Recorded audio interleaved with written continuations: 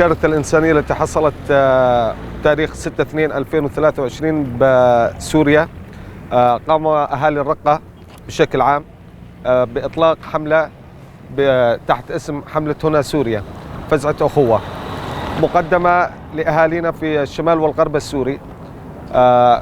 كانت هذه الحملة تسير اليوم أول قافلة للحملة 20 سيارة تتضمن 4 سيارات من الأدوية. ستكون الحملة لإشعار آخر حتى 16/2 لنهاية الحملة، لكن هذه القافلة تسير لفتح المعابر، للضغط لفتح المعابر في الشمال الغرب السوري.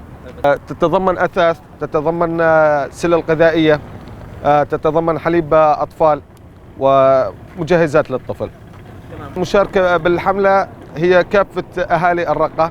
هذه الحملة 20 قاطرة كانت من أهالي الرقة، مقدمة من كافة الأهالي وليست من أي جهة سياسية وليست من أي جهة مختصة. هذه الحملة حملة هنا سوريا هي بمشاركة أهالينا في الشمال والشرق السوري كامل، سواء الحسكة، القامشلي، دير الزور، الطبقة، الرقة، كل الأهالي. وسارت بعض السيارات ما يقارب 40 سيارة انطلقت قبل هذه القافلة، ولكن هذه القافلة حاليا 20 سيارة.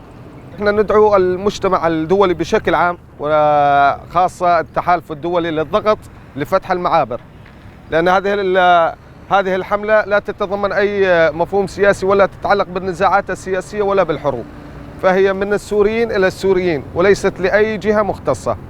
هي هذه الكارثة كانت على سوريا بشكل عام وليست بشكل خاص، ونحن نناشد كامل الدول فقط للضغط على فتح المعابر، والسوريين للسوريين وهم كفلاء بتوصيل أماناتهم، وأي مساعدات تتطلبها أهلنا في الشمال الغرب سنكون ونلبي النداء لهم.